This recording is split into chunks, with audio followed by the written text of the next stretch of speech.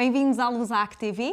Olá, Carlos. Olá, Ludmila. Estava à espera de encontrar o meu colega Daniel. É verdade, tens de contentar comigo. Pois é.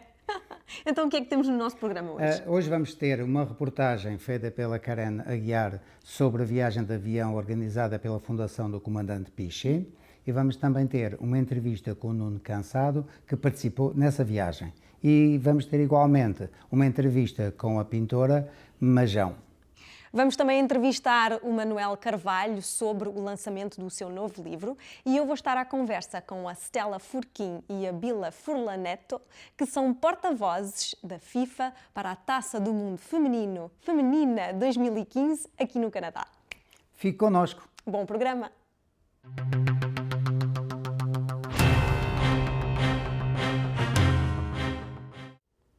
Esta noite vou estar à conversa com o Nuno Cansado, que é estagiário no Lusopress.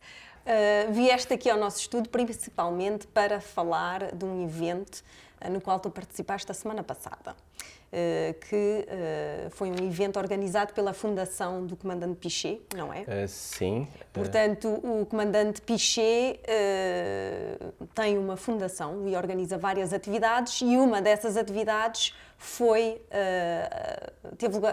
a semana passada. Explica-me o que é que foi exatamente essa atividade. Ou seja, foi um evento com vista à recolha de fundos para a organização do Robert Pichet. E neste sentido foi feita uma viagem num Airbus 330. Uma viagem, uau! Em que tiveste sorte! Pois, parece que sim. Em que cada pessoa pagava $500 para ir a bordo e o avião, durante uma hora, iria percorrer uma zona aqui em redor da cidade de Montreal, sim. Inclusive o Quebec, acho eu. Nós tivemos a sorte de sermos convidados, nesse caso a Lusac TV e o Lusopress. O que é que aconteceu durante aquela hora dentro do avião? O que é que vocês fizeram? Ou seja, antes de entrarmos, tivemos a possibilidade de entrevistar o cônsul de Portugal aqui no Canadá, sim. que se chama o José Guedes de Sousa. José Guedes de Sousa. Falamos também com o advogado Videira, que faz parte da organização deste evento. E depois seguimos a bordo do avião. Antes do avião partir, tivemos a oportunidade de visitar o cockpit, bem como todas as pessoas que estavam lá presentes. Tirámos algumas fotografias. Tiraste fotografias com o Comandante Pichet? Por acaso tirei. Claro. Não podia perder esta oportunidade. O menino teve sorte. E depois andamos uma hora a sobrevoar aqui a zona do Quebec. Sim. E havia alguém a explicar... Havia alguém a explicar o que vocês podiam ver? Tivemos algumas indicações do próprio Robert Pichet, que ia-nos indicando ou à direita ou à esquerda do avião. Ou seja, ele indicou-nos para visualizarmos a cidade do Quebec, algumas cataratas, se não me engano. E foi mais ou menos assim uma visita guiada, só que de avião. Provavelmente les chutes Montmorency. Talvez. E havia muitas pessoas dentro do avião? Sim, o avião não ia cheio, mas faltavam poucos lugares para ficar cheio. E mais ou menos quantas pessoas? Perto de 300. Também não quero ser muito preciso, mas é em volta disto. Muito obrigada, sei que estavas um bocadinho nervoso, mas olha, passou-se muito bem e pronto, nós vamos nos ver brevemente, não é? Está bem, muito obrigado então. Obrigada. E aqui termina a nossa entrevista, vamos fazer uma pequena pausa, fique connosco. Bem, eu acho que é uma iniciativa muito louvável, não é? Vamos fazer aqui um voo com o comandante Robert Pichet, que, como sabem, é uma personalidade conhecida em Portugal porque, por causa do voo que teve lugar eu julgo que no início por volta de 2000, 2001, em que o comandante Pichet conseguiu aterrar já sem combustível nos Açores e com esse feito salvar a vida de muitos dos nossos compatriotas e também de muitos canadianos, não é? Como é que... Por isso, esta é uma iniciativa que tem, digamos, um aspecto importante no que diz respeito à relação com Portugal e à relação com os Açores e depois, é uma iniciativa de apoio à fundação do Robert Pichet, não é? Que é uma fundação que pretende ajudar a toxicodependentes, que pretende ajudar pessoas com problemas de álcool e por isso que pretende integrar pessoas de volta à sociedade, de volta às suas profissões e por isso, pronto, é uma iniciativa que merece o nosso apoio. Eu, como Cônsul-Geral de Portugal, também estou aqui porque um dos membros do Conselho de Administração da Fundação Robert Pichet é português e foi por essa via que surgiu o convite para estar aqui presente nesta iniciativa, neste voo Montréal-Québec. Bonjour. Bonjour. Merci. Donc le train c'est de l'autre côté, à droite, madame. Bienvenue à bord. Bonjour. Pediram-me de fazer parte dessa organização para ajudar pessoas que estão em dificuldades e pensei que era muito importante me implicar como português e como também canadiano para ajudar as pessoas que precisam. É preciso também pensar que há certas pessoas que têm dependências precisam de um apoio da nossa parte. E o que é que acha dessa iniciativa?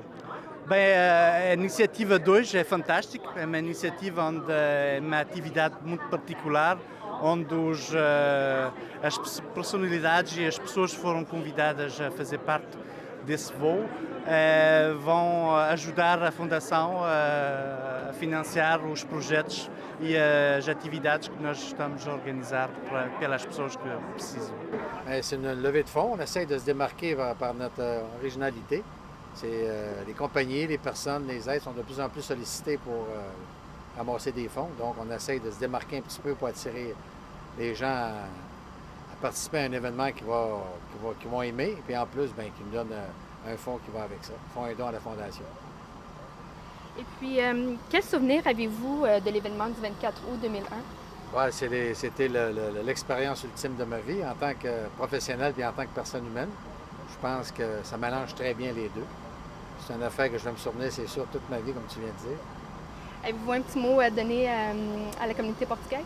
Bien, tu sais, 85% de notre clientèle ce soir-là était des Portugais, puis je pense qu'on n'a jamais vraiment pensé de les féliciter parce que les passagers, ils ont fait ce qu'ils avaient à faire malgré qu'il n'y avait pas grand-chose à faire, mais le monde a fait ce qu'il y a à faire. Ils ont évacué en dedans d'une minute et 15 secondes, qui est un record encore dans les annales de l'aviation civile. Donc, je pense que tout le monde a mis la main à la porte pour ce vol, réussir à sauver la vie de 306 personnes.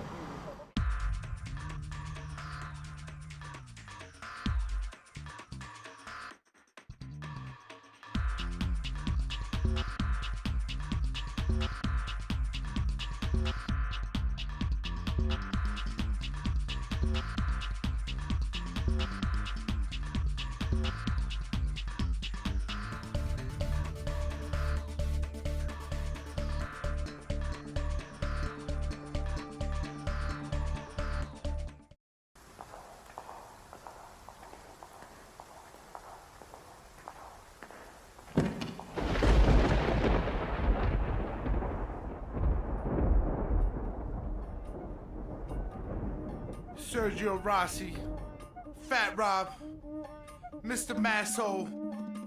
Here we go. No teu jeito de menina, no teu corpo de mulher, qualquer homem como eu fica subiço.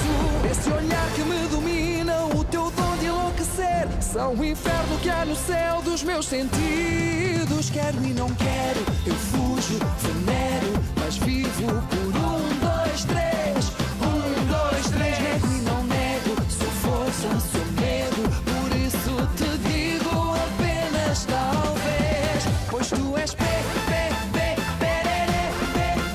perigosa, mulher. Ai, tu és és perigosa, mulher. Pois tu és perigosa.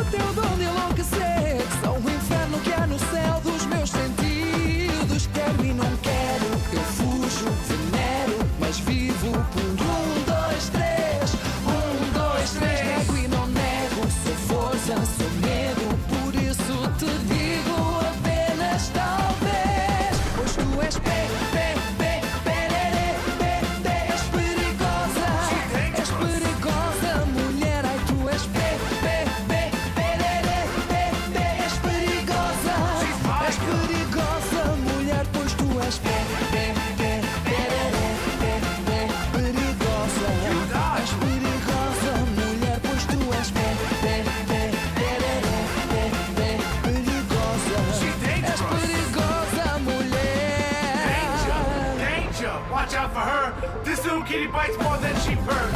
If you like him crazy, then you're the one for her. Turn your life around and leave your mind in a blur. Let him know, Sergio. Tu és perere, és perigosa. És perigosa, mulher. Ai, tu és perere, és perigosa. És perigosa, mulher, pois tu és perigosa. És perigosa, mulher, pois tu és perigosa. És perigosa, mulher, pois tu és és perigosa.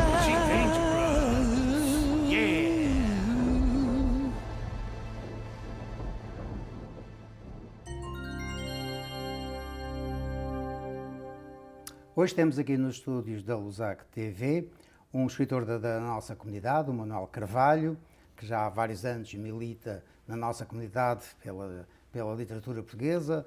Ele tem publicado vários livros. O Manuel Carvalho é natural da aldeia de Sicoro, perto de Miranda do Douro, fez a guerra em Angola e veio para o Canadá em 1980. Manuel Carvalho, obrigado por ter vindo aos nossos estúdios. Gostava que nos falasse um pouco da sua obra, em particular deste livro, o último que acabou de publicar. Como é que justifica esta abundância da escritura?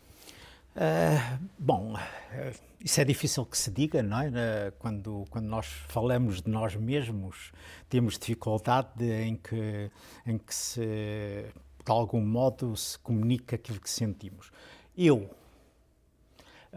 O modo que eu tenho para comunicar com as pessoas, que me sinto mais à vontade, é a ficção. É pela ficção que eu sinto que eu comunico as minhas emoções, os meus sentimentos, visto que, falando de mim mesmo pessoalmente, tenho mais dificuldade. Então segui essa via, que foi a via da ficção. E esta, de facto, é mais uma ficção minha. E pela dedicatória que tem aqui assim, este livro, que se chama O Homem que Falava com as Flores, é uma obra que é dedicada a todos os mirandeses dispersos pelo mundo.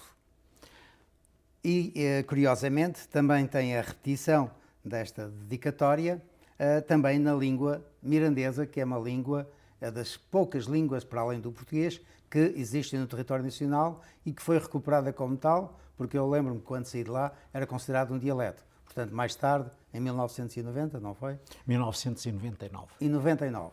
Foi então considerada como uma verdadeira língua, embora o número de falantes seja realmente bastante pequeno. É muito pequeno, de facto. Dizem que não se sabe exatamente quantos são os falantes. Muitas das pessoas, dos falantes até, nem vivem lá.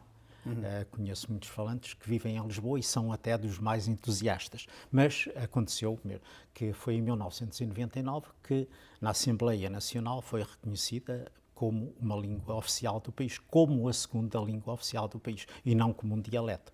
Visto que chegou-se à conclusão, mesmo depois de muitas dúvidas, hesitações, mesmo que pessoas tivessem dúvidas, que de facto aquilo foi uma língua que se desenvolveu de um modo autónomo naquela zona, devido à questão do isolamento da zona. Isso possibilitou que a língua se mantivesse, acima de tudo, nas aldeias.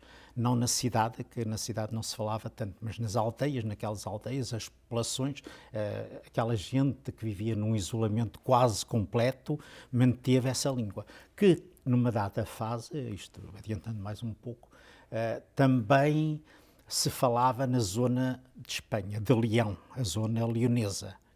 Não de Castela, mas de Leão. Mas que hoje em dia, naquela zona de Leão, está muito esquecida. E então ficou mais na nossa zona. Exatamente.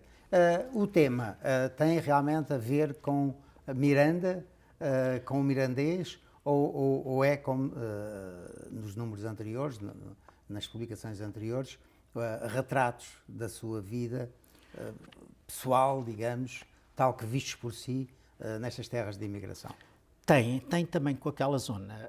Evidentemente que é também um pouco de mim, como toda a ficção. Nós temos uns pós de nós mesmos lá, é como um cozinhado, em que metemos muitas coisas, não é? Muitos condimentos e também como nós somos, de algum modo também se manifesta no cozinhar. Tem muito de mim. Mas, no fundo, isto é uma ficção, não sou eu. Mas, lá está, como eu lhe dizia há pouco, as personagens são, assim, todas elas, quase todas, daquela zona. E é aí que, de algum modo, que começa isto tudo, não é? No fundo, isto é uma caminhada, um passeio que eu dou àquela zona onde eu nasci. É um passeio... É uma caminhada ou é um regresso às origens? Não só que eu vou lá, é uma zona onde eu nasci, mas que eu saí de lá muito novo, saí de lá com 5 anos de idade, mas no fundo é uma viagem pelo meu passado, digamos assim. Não um passeio, mas uma viagem pelo meu passado. É uma viagem pela zona onde nasci, pela minha língua, que foi a minha língua da infância, e que eu depois, com a vida, esqueci um pouco e que hoje em dia tenho muita pena, mas que não falo, mesmo que entenda bem. Mas é uma viagem com todo esse passado, com esse mundo que me fascina e que é um mundo fascinante, que muitas pessoas não conhecem. É uma zona onde hoje em dia existem à volta de 15 mil pessoas só. As aldeias estão quase abandonadas. Só os velhotes. Só velhos. Muitas das escolas já nem existem, que existiam lá, mas que continua sendo um mundo muito fascinante, com usos e costumes muito vincados. E isto, ao fim e ao cabo, isto é uma homenagem também a essa zona. Depois também continuando a ficção, é também um pouco o espelho da minha caminhada. Claro. Não é? A minha caminhada aqui, aquilo que eu hoje, chegando a esta idade, não é? Quando chega a esta idade, nós fazemos de algum modo um balanço da nossa vida e pomos-nos questões a nós mesmos, não é? Qual é o sentido da vida? Isto tem um pouco de filosófico também. É aquilo que... Uma das questões fundamentais, acima de tudo, é essa. Qual é o sentido da vida? A eterna questão de onde viemos, de onde viemos e para onde vamos, acima de tudo, também. Sim. Qual é o sentido da vida? O enigma da vida, ponho muito em causa a questão do enigma da vida. O que é que nos motiva, o que é que faz com que nós estejamos aqui e avancemos, continuemos avançando, mesmo desconhecendo, de facto, qual é o fim da caminhada, continuamos a caminhada, não é? Continuamos andando. Ao fim e ao cabo é aquilo que às vezes se diz quando o caminho faz-se andando, não é? E todos nós somos assim. O importante não é chegar, é ir andando. Exatamente, que se vá andando, mesmo que não saibamos exatamente qual é o fim da viagem. E no fim, são essas questões que eu pus aí no papel. Exatamente, isso é muito interessante. Falou há pouco em escolas. O mirandês é ensinado nas escolas? Sim. Hoje em dia, mas a quantidade de alunos deve ser mínima, não? Não é bem assim, porque desde que foi oficializada como uma segunda língua do país, começou tendo os apoios que até aí não tinha, não é?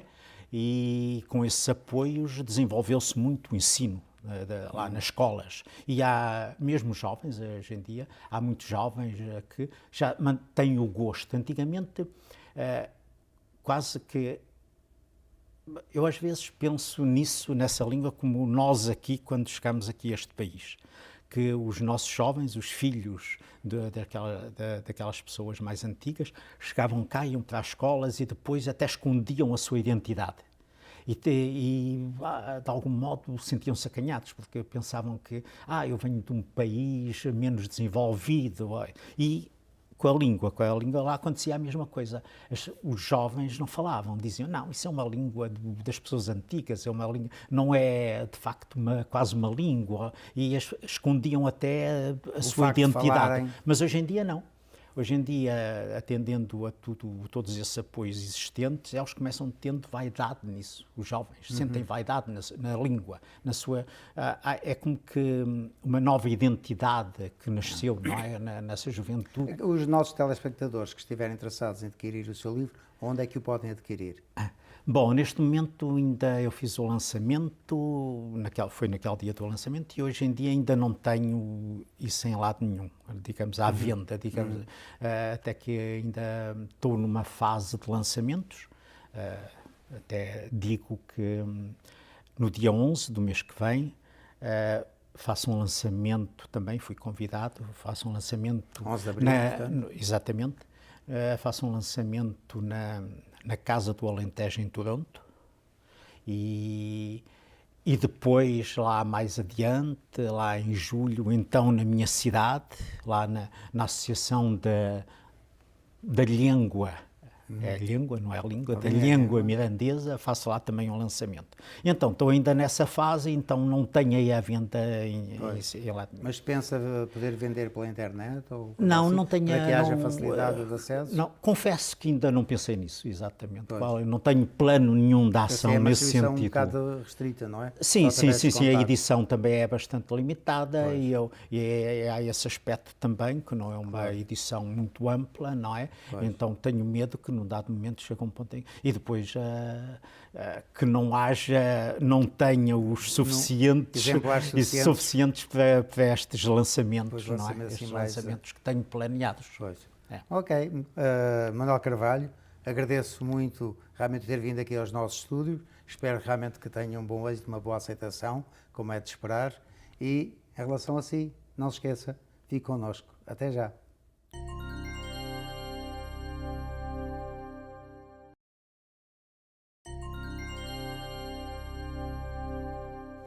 A minha convidada de hoje chama-se Maria João, mas é mais conhecida pelo seu nome artístico. Ela é pintora e é conhecida por Majau. Ela está comigo no estúdio da Lusac TV. Bem-vinda, é um prazer recebê-la pela primeira vez. Obrigada, Daniel. Para mim foi um prazer também ser convidada. Muito obrigado. Quer que a trate por Majau ou por Maria João? Como quiser. Então, vou tratá-la então por Maria João, porque hoje está aqui como é mais pessoa. Familiar, sim. Exatamente, está aqui pela pessoa que sim. E, obviamente, para falar da sua parte artística. Mas vamos começar pelo princípio, que eu gosto muito de começar. Onde é que nasceu? Eu nasci em Faro, no Algarve. Algarvia. Sou algarvia de gema, como se diz em Portugal, sou uma algarvia marafada, como se diz lá. E, portanto, cheguei aqui a Montreal em 72. Exatamente. Quando chegou cá, foi estudar? Estudou em administração? Sim, estudei em administração na secção de finanças. E depois começou a trabalhar no hospital? Quando acabei a minha formação, estive a trabalhar no Hospital São Justino como gestora dos projetos de pesquisa médica. Mas sempre teve uma paixão pelas artes manuais? Sim, sempre gostei de artes manuais. E a partir de um certo momento da minha vida, em que a vida, pois, há muitos caminhos que se cruzam, muitas eventualidades que se passam na nossa vida, e um momento dado, esse momento, eu achei que deveria arranjar algo que me desse um sentimento à vida. Mais especificamente, foi o momento em que o seu marido morreu. Que o meu marido faleceu. Nessa altura decidiu então recolher-se um bocado e nas artes. Sim, não é questão de me recolher, é questão de me poder pôr sobre a tela uma parte dos sentimentos que nós sentimos, e é mais fácil nós pormos sobre algo, ou escrever. Aliás, também gosto de escrever e também escrevi bastante, mas sobre pegar num pincel e exprimir, e aí exprimir através da cor é mais fácil, assim nós damos liberdade ao que existe no nosso interior. Que tipo de pintura é que gosta de fazer? Fotografia, imagens, abstrata? Fale-me um bocadinho da sua arte. Eu gosto, há duas partes que eu gosto realmente de fazer.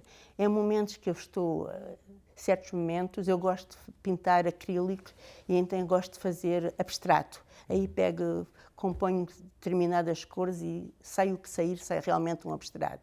Mas normalmente eu gosto mais de pintar a natureza. Acho que quando se consegue pôr a natureza numa tela é extraordinário. É uma beleza incrível. todas as cores e conseguir dar uma certa simbiose às cores.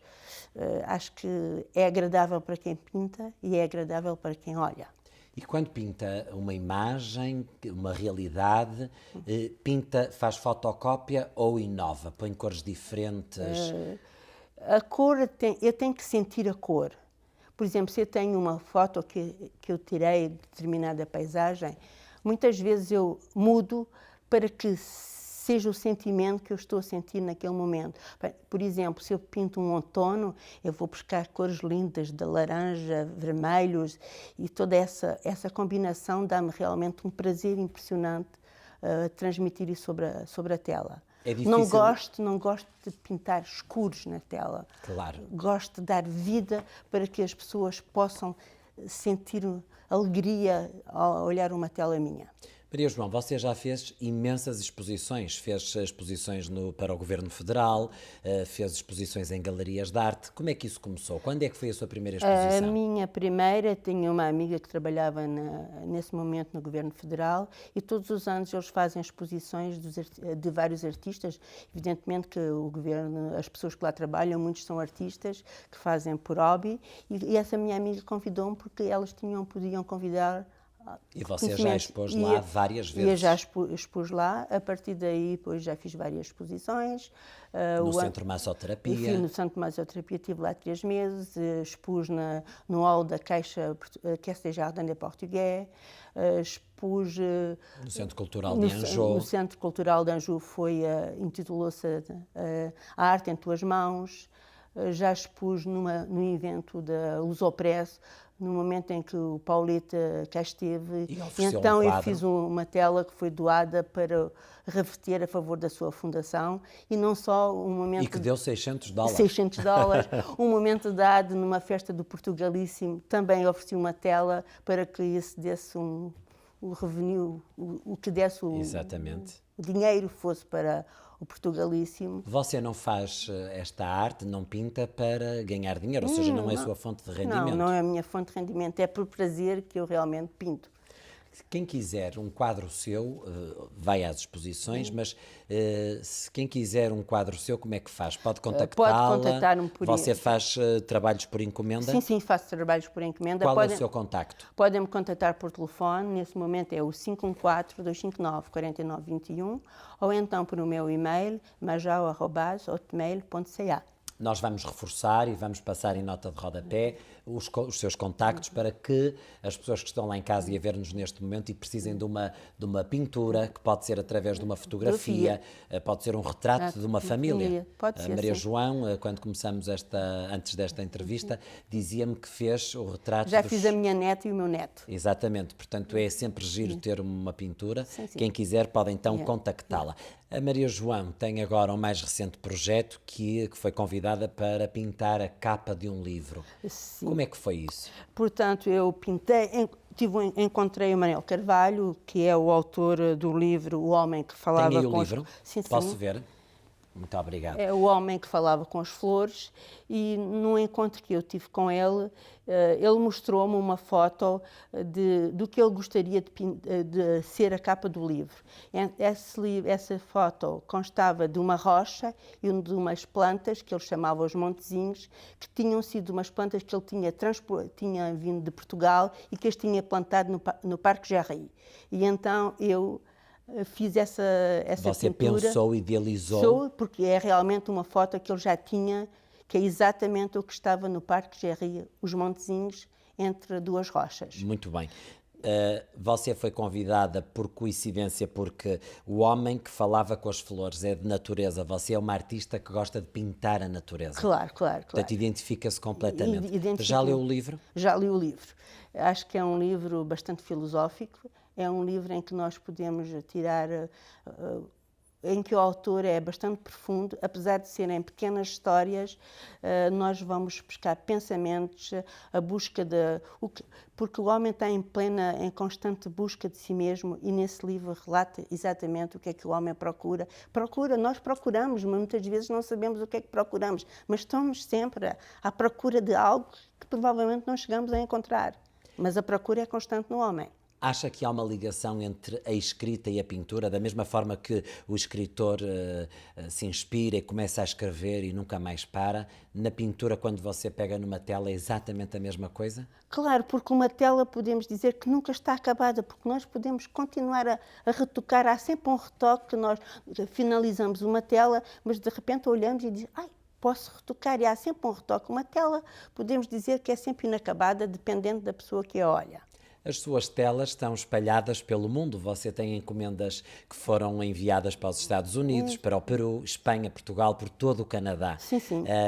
São pessoas que fazem encomendas, que as visitam nas suas exposições? São pessoas que estiveram cá e gostaram das minhas telas e que levaram. Outras pessoas, por exemplo, a nível do Canadá, são pessoas que me tinham um determinado assunto e gostavam que eu pintasse. Para terminarmos, como é que se define o preço? Como é que você define o preço das suas telas?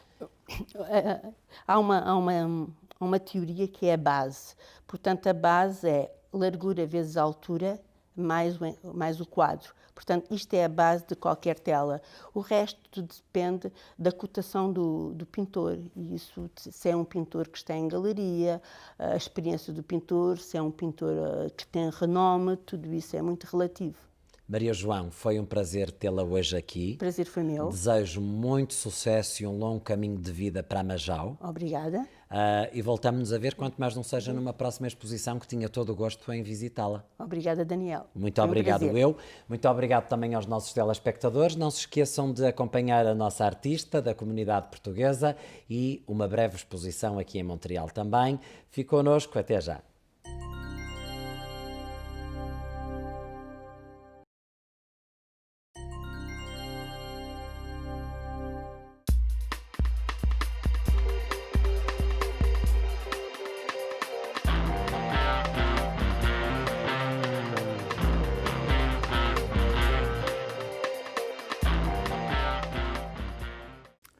Hoje, no meu ponto de vista, vou falar de dois assuntos. O primeiro tem a ver com a primavera de 2015 e o segundo sobre a decepção que me causaram o Sr. Tomás Mulquer e o Sr. Justante Rodon.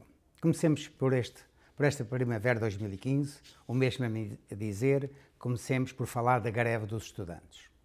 A greve dos estudantes que continua a dar que falar, como em 2012, que continua a vir para a rua e consegue regimentar milhares e milhares de estudantes e não estudantes, e eu pergunto-me porquê.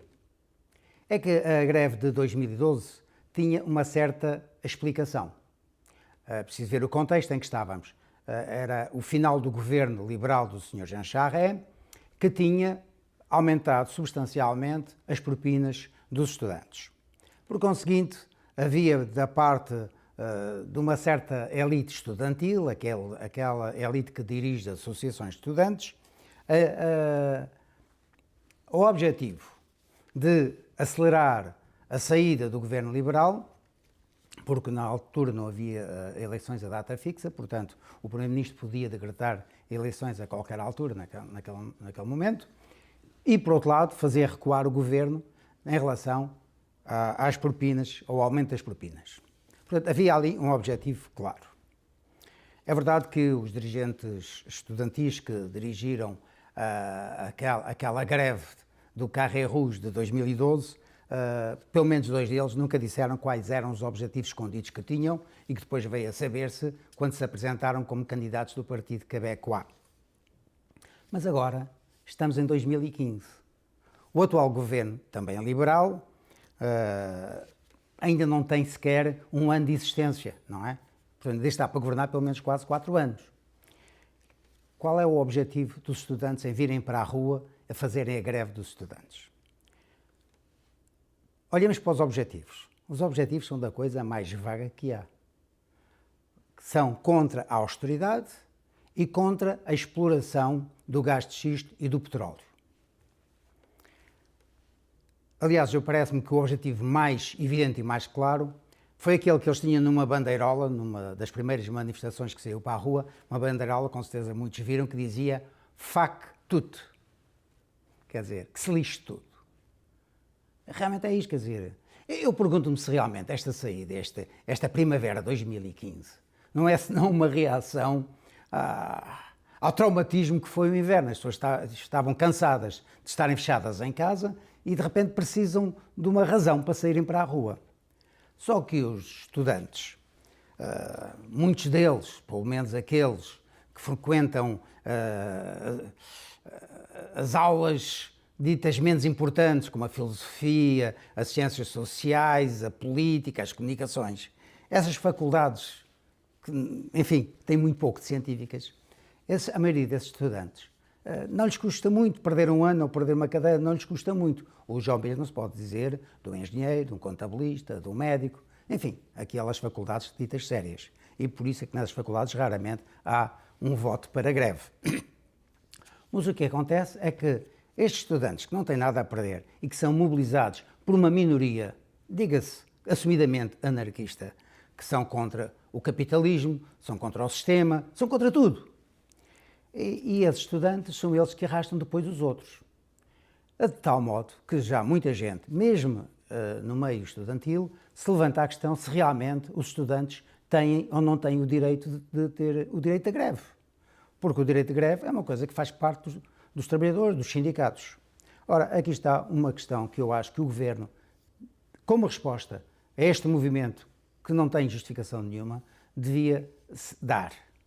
E a resposta era de enquadrar o direito de greve dos estudantes como está enquadrado o direito de greve dos trabalhadores. Isto é, os sindicatos, quando querem ir para a greve, aliás, a greve é a arma última que eles têm, nesse caso, eles devem, depois das negociações terem falhado, fazer uma Assembleia Geral, de modo a que haja um quórum, ou através do voto eletrónico, e fazem um voto secreto.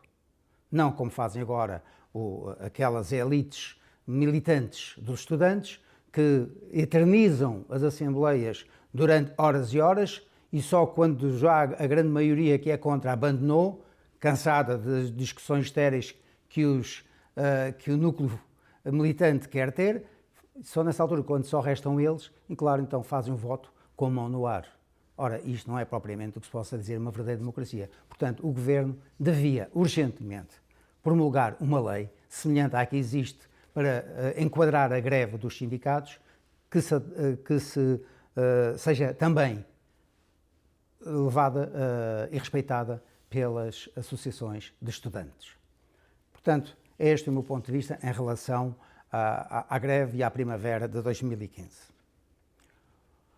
O segundo tema está a milhares de luzes destas questões de país rico, de enfant gâté, de crianças reis. É a decisão que tomou o governo Harper de alargar os combates aéreos da aviação canadiana para além do Iraque, portanto, dentro da própria Síria. Houve um debate na Câmara dos Comuns e fiquei realmente decepcionado com a atitude do Sr. Tomás Mulcair e do Sr. Justin Trudeau. Nunca pensei um dia estar de acordo com o Stephen Harper, mas desta vez tenho que lhe dar razão. E fiquei tanto mais decepcionado quando, em determinada altura, o Sr. Tomás Mulcair foi ao ponto de dizer que não estava de acordo com aquele prolongamento da guerra na Síria, porque aquela guerra não é a nossa.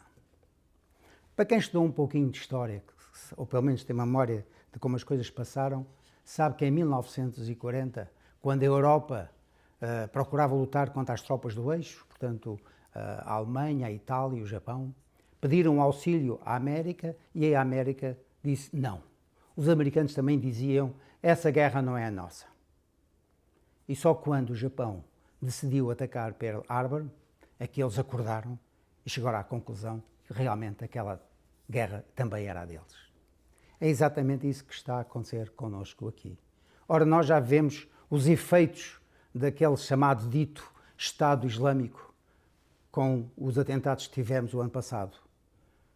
E nós não podemos ficar, de modo algum, de braços cruzados, a ver todas as calamidades, todas as atrocidades que vão por aquelas terras. A Síria é um dos piores focos da violência no mundo atualmente.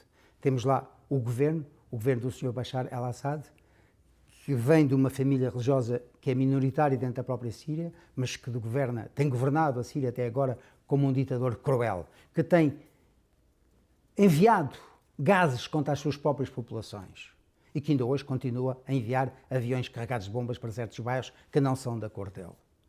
E por outro lado, temos os fanáticos do Estado Islâmico que atacam essas mesmas populações. Ainda noutra semana, os fanáticos desse Estado Islâmico atacaram um campo de refugiados de 180 mil pessoas. Ainda não se sabe bem qual é o balanço, porque não há lá jornalistas para avaliarem realmente o que se está a passar de uma forma isenta. Ora, o Canadá não pode ficar de braços cruzados, como não pode ficar o Ocidente de braços cruzados a ver aquela carnificina, aquela gente indefesa a ser massacrada à direita e à esquerda, apanhada entre dois fogos. Se é verdade que o Ocidente tem muitas culpas no cartório pela situação que está, é mais uma razão para o Ocidente assumir as suas responsabilidades. Pelo menos declarar uma zona de proteção não militar naquela zona da Síria. E impedir que os aviões do governo siriano venham atacar de novo as populações. E poderem, portanto, assim, criar uma zona onde se possam proteger os refugiados, por um lado, e, por outro lado, poder bombardear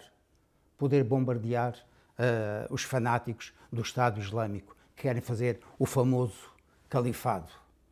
É tempo que o Ocidente assuma as suas responsabilidades, porque não podemos deixar milhares e milhares, para não dizer milhões, de vítimas inocentes a serem massacradas por fanáticos de um lado e por outros que não têm nada a perder, senão a própria vida, como é o caso dos dirigentes da Síria.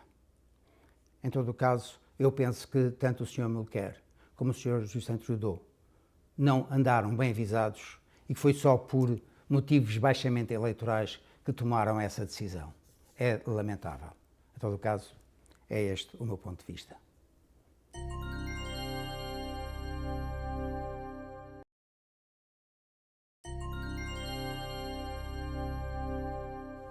Tenho o prazer de receber nos estúdios da Lusac TV a Stella Furquim e a Bila Furlaneto, que são porta-vozes da FIFA para a Copa do Mundo Feminino 2015, que terá lugar aqui mesmo no nosso país, no Canadá.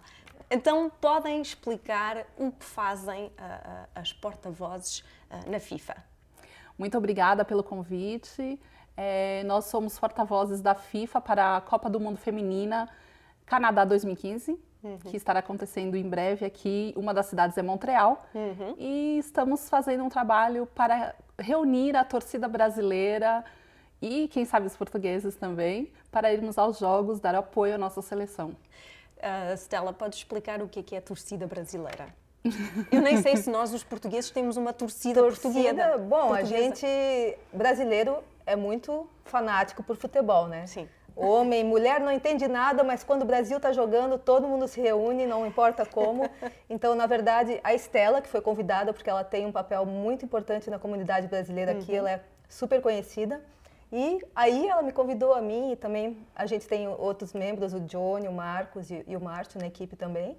E decidimos vir as duas, porque é uma Copa feminina, então também queremos falar dessa questão da mulher, do papel da mulher, etc. Mas, enfim, a torcida brasileira é isso, a gente se reúne e quer divulgar para ir junto lá, torcemos pela seleção brasileira, exatamente. Pois. E vocês foram convidadas, mas isso foi um tipo de concurso ou foi um membro que ligou para ti e disse: Stella, que estás interessada em participar? Como é que aconteceu isso? Uma pessoa que trabalha para a FIFA entrou em contato com alguém da comunidade brasileira que ela conhece e essa pessoa me indicou para ir nessa reunião da FIFA para escolher as pessoas que seriam os porta-vozes do campeonato em várias comunidades, não só na brasileira.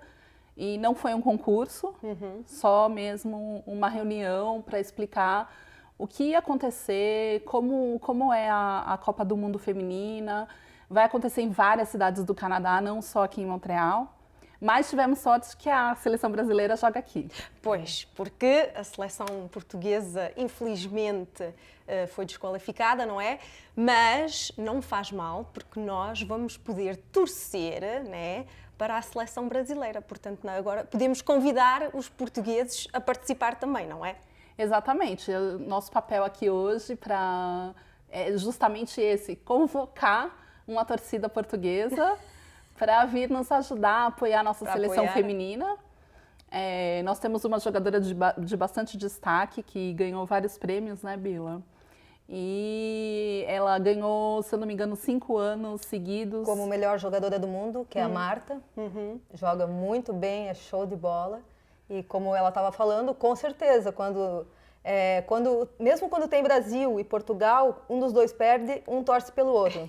A gente é assim, pelo menos. O Brasil saiu, agora vamos torcer para Portugal. Os portugueses também. Infelizmente não entraram, então, galera de Portugal, por favor, vamos comprar ingressos, botar a camiseta verde e amarela, ir lá para o campo, torcer pelo nosso Brasil. Exatamente, a torcida, é possível fazer uma torcida bem grande, bem organizada, toda de verde e amarelo. Se não tiver a camisa do Brasil, não tem problema, pode vir de verde ou amarelo, nós vamos fazer uma grande onda verde e amarela no estádio no dia do Jogo do Brasil. E a gente vai fazer também um esquenta sempre antes do jogo. Bom, sempre 2 jogos, né? Mas tudo bem. Esquenta, tem muita gente que não sabe o que é. Não, mas eu não sei o que é. Exatamente. Esquenta. Viste a minha cara? Esquenta ou aquecimento é uma reunião dos torcedores. Em algum lugar a gente vai fazer na padoca brasileira. Para confraternizar antes do jogo, entrar em sintonia e ter a mesma vibração positiva. Esse é o nosso costume. Assim. Vocês vão organizar algumas atividades antes de chegar àquele momento? Sim, já fizemos alguns eventos onde falamos sobre a Copa, entre outras coisas. E vamos fazer alguns outros eventos até a data do jogo, que é em junho. Mas, de qualquer maneira, no dia 13 de junho, que é o segundo jogo do Brasil, que é contra a Espanha, então vai ser um jogão, nós vamos estar reunidos na padaria brasileira chamada Padoca, que fica no centro da cidade, aqui em Montreal. E na Padoca nós vamos, como a Bila falou, nós vamos entrar na mesma sintonia verde e amarela e chegarmos no Estádio Olímpico prontos para ganhar. Com a corda toda, como diz os brasileiros. Não sei se os portugueses falam assim, bastante animados, digamos assim. Gosto dessas palavras brasileiras, jogão. Jogaço. E quantas pessoas vocês pensam conseguir atrair para a torcida? Bom, como eu sou muito sonhadora, o meu sonho é que mais ou menos entre 4.000, 5.000 pessoas da comunidade brasileira aqui em Montreal Porque a comunidade brasileira tem quantas pessoas? Por volta de 5.000 pessoas, talvez um pouco mais, porque temos muitos estudantes brasileiros aqui também e muitos imigrantes com visto permanente que chegaram há alguns anos já. Mas muitos estudantes, queremos convidar os portugueses também. E, quem sabe, 4, 5, 6 mil, até mais, 10 mil, por que não? Com a ajuda dos portugueses. Vocês estão convencidas, hein? Sim. Claro. Brasileira convencido, Ludmila, já por natureza. Não sei se é um defeito ou uma qualidade. Principalmente otimista, a gente ri de tudo, mas, enfim, é importante te falar do código para quem quer comprar ingresso com a gente. Sim, portanto, vocês têm uma página no Facebook? Temos um evento no Facebook chamado Torcida Brasileira na Copa da FIFA. Sim.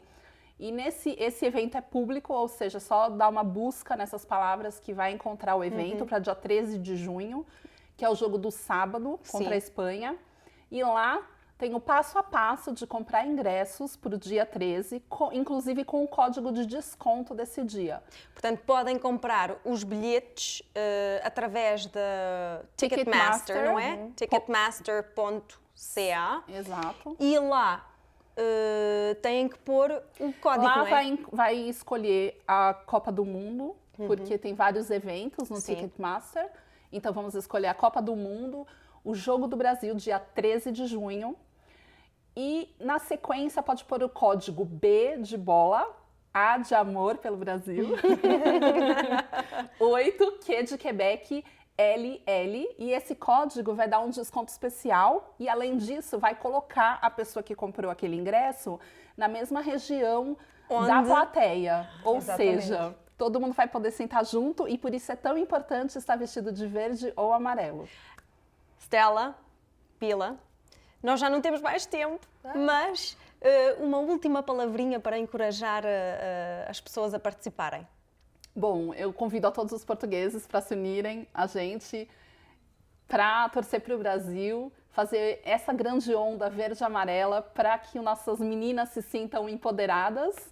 E eu agradeço muito o convite, Ludmila, muito obrigada. Muito obrigada a vocês por terem aceito o nosso convite. E a entrevista termina aqui. Nós vamos fazer uma pequena pausa, mas fique connosco. E pronto, chegamos ao final de mais uma emissão da Lusac TV. Não se esqueça que o programa passa todas as segundas-feiras às 9 da noite, com repetições durante a semana. Também não se esqueça da telenovela Pai à Força, segunda, quarta e sexta. Podem consultar o horário no jornal Lusopress. Claro, não se esqueça também de visitar a nossa página Facebook e ir lá e fazer um like, um gosto. Não é, Carlos? É exatamente, uns likes, muitos likes. Uma boa semana a todos. E até para a semana. Adeus.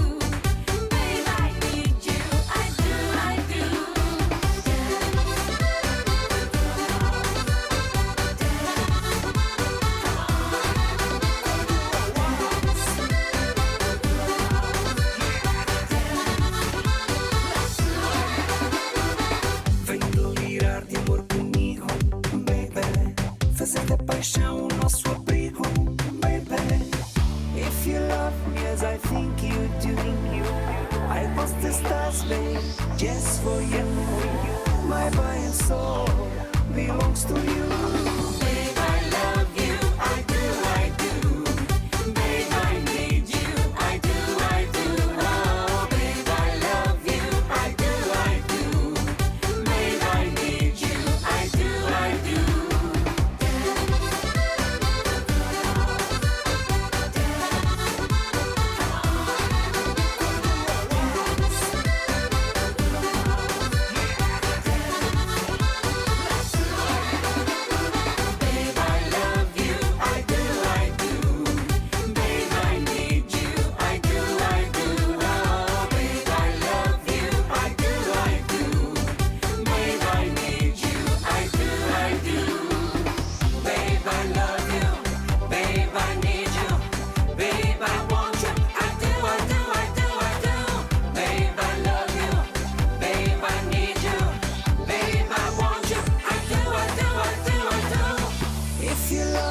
I think you do.